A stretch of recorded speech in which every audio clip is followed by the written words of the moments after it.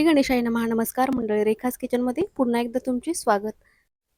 तर सध्या कॉर्नचा सीझन चालू आहे आणि आपण बनवणार आहोत त्यापासून स्नॅक्स. चला तर मग सुरू करूयात आजच्या रेसिपीला.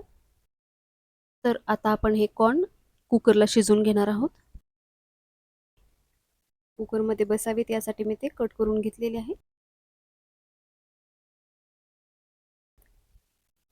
आणि आता आपण याला 3 किंवा 4 शिट्ट्या काढून घेणार आहोत.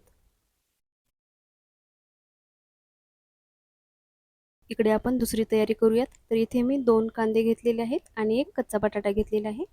आता आपण हे दोन्ही पण किसणीच्या सहाय्याने असं किसून घेणार आहोत. तुम्ही बघू शकता बटाटा असा किसून झालेला आहे. आता मी हे लगेच पाण्यामध्ये टाकते, नाहीतर बटाट्याचा किस काळा पडेल. आणि हे स्वच्छ धुवून घ्यायचं आहे आपल्याला 2-3 वेळेस.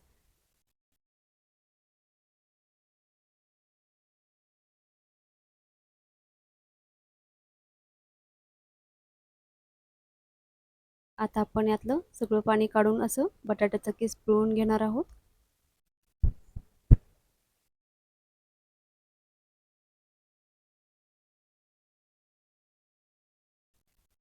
तर तुम्ही बघू शकता बटाट्याचा किस स्वच्छ असा धुवून आणि त्यातलं पाणी काढून आपण घेतलेलं आहे. आता आपण कांदा अशा प्रकारे किसून घेऊयात आणि कांद्यामधील पण पाणी असं आपल्याला पिळून काढायचं आहे.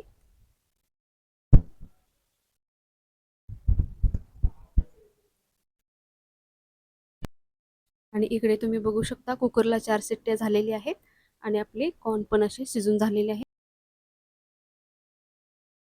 ते मी असं सोलून घेतलेले आहेत. आणि आता मिक्सरला हे मी जाडसर वाटून घेणार आहे. एकदम फाईन पेस्ट करायची नाही आहे आपल्याला, तर हे असे जाडसर वाटून घ्यायचे आहेत. आता आपण हे जे कांदा आणि बटाट्याचं मिश्रण आहे त्यामध्ये हे टाकून घेऊयात. आणि आता आपण सगळे मसाले टाकून घेऊयात. लाल मिरची पावडर, हळद, जिरा, गरम मसाला आणि मीठ हे सगळं आपण टाकून घेतलेलं आहे. आणि थोडेसे आपण यामध्ये पांढरे तीळ टाकणार आहोत.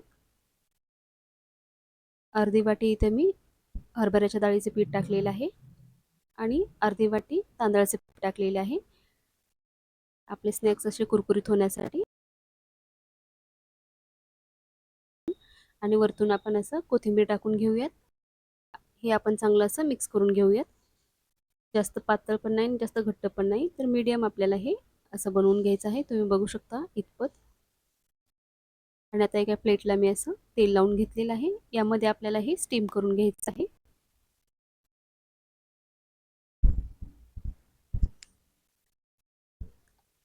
जाड पातळ आपण आपल्या आवडीनुसार करूयात, कारण जेवढं आपण जाड करू तेवढं स्टीम व्हायला जास्त वेळ लागेल.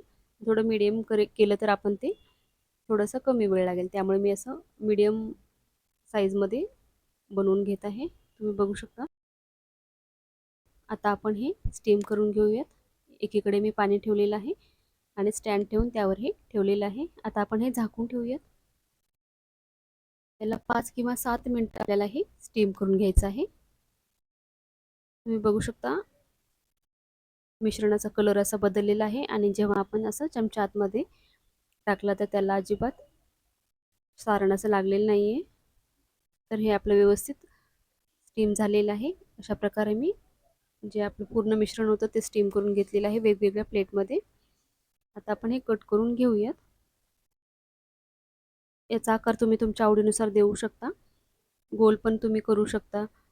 आपल्याकडे वाटी वगैरे छोटीशी असेल तर त्याने तुम्ही गोलाकार पण आकाराला देऊ शकता. पण मी याला नाईफने आपलं कोथिंबीर वडीसारखाच आकार देत आहे. अशा प्रकारे साईडच्या कडा मी काढून घेतलेल्या आहेत. ऑप्शनल आहे, असंच कट केलं तरी चालेल, काही प्रॉब्लेम नाही. तर आता आपण हे असं कट करून घेऊया.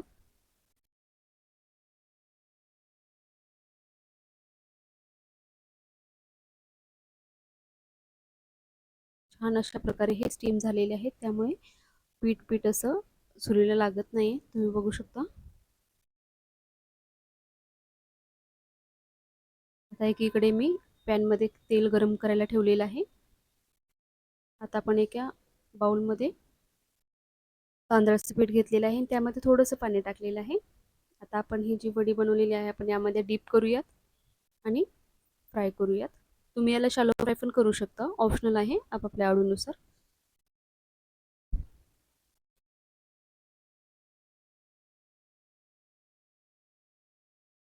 तर हे अशा प्रकारे मी पॅनमध्ये फ्राय करून घेते. तोपर्यंत तुम्ही चॅनेलला सबस्क्राईब केलं नसेल तर नक्की करा आणि व्हिडिओ लाईक शेअर नक्की करत जा. तर हे आपल्याला चांगलं खरपूस असे तळून घ्यायचे आहेत. दोन्ही साईडनं आलटून पलटून आपल्याला हे व्यवस्थित तळून घ्यायचं आहे.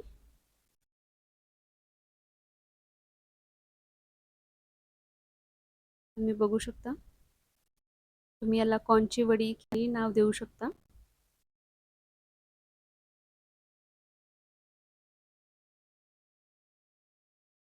अशा प्रकारे छान गोल्डन ब्राऊन आपल्या कॉर्नच्या वड्या तळून झालेल्या आहेत. आता आपण हे काढून घेऊयात आणि बाकी पण वडी आपण अशाच प्रकारे छान तळून घेऊयात.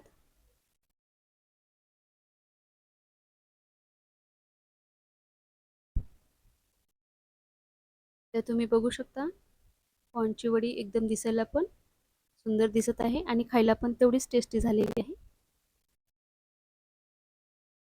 तर अशा प्रकारे मी बाकीच्या सगळ्या वड्या तळून घेतलेल्या आहेत.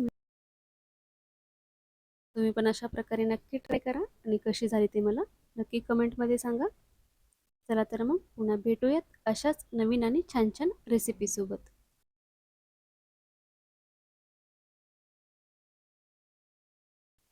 तोपर्यंत धन्यवाद. श्री स्वामी समर्थ.